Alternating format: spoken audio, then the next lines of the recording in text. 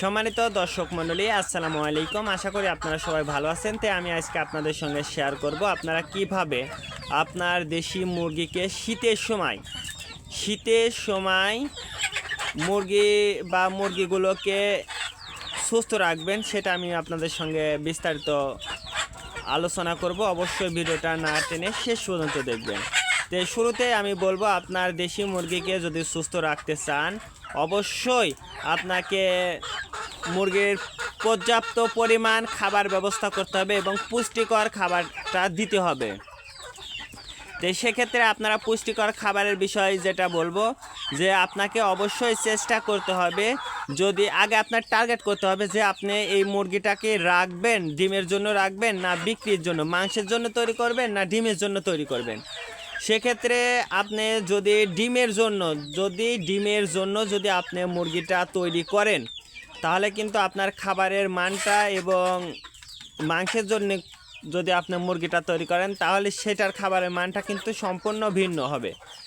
আপনার ডিমের জন্য যদি আপনারা মুরগিটা তৈরি করেন, তাহলে কিন্তু আপনার অনেক প্রসেসিং করতে হবে। আর যদি আপনি মাংসের জন্য তৈরি করেন, তাহলে আপনার তেমন একটা প্রসেসিংয়ের প্রয়োজন নেই। সেক্ষেত্রে আপনারা আপনার দেশি মুরগিকে ব্রয়লার মুরগির ফিডটা যদি দেন, তাহলে আপনার মুরগির বাচ্চাগুলো কিন্তু দ্রুত বড় হয়ে যাবে।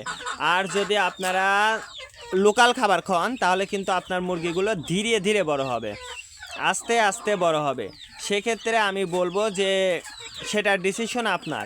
এই জন্য যদি আপনারা ডিমের জন্য যদি মুরগিটা আপনারা তৈরি করতে চান, তাহলে কিন্তু আপনাকে অবশ্যই আস্তে আস্তে মুরগিটা বড় করার জন্য পুষ্টিকর খাবার যতটুকু প্রয়োজন এবং কতগুলো খাবার আপনার মুরগিটা খাবে, এরকম একটা চার্ট দেখে আপনারা আপনার মুরগির বাচ্চাগুলোকে কিন্তু খাবার দিতে হবে।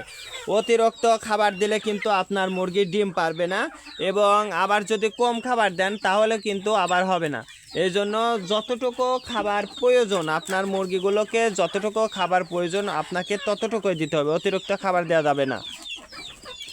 তো সেক্ষেত্রে আপনার প্রসেসিংটা কিন্তু ভালো করে করা লাগবে, এবং প্রসেসিংয়ের বিষয়টা কিন্তু আপনাকে অবশ্যই মাথায় রাখতে হবে।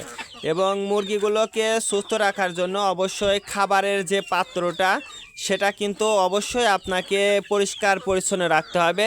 ঘরের যে বাস স্ট্যান্ড, সেটাও কিন্তু আপনাকে পরিষ্কার পরিচ্ছন্ন রাখতে হবে। সেক্ষেত্রে কিন্তু কোনো ধরনের গুঁড়ামেশি করা যাবে না।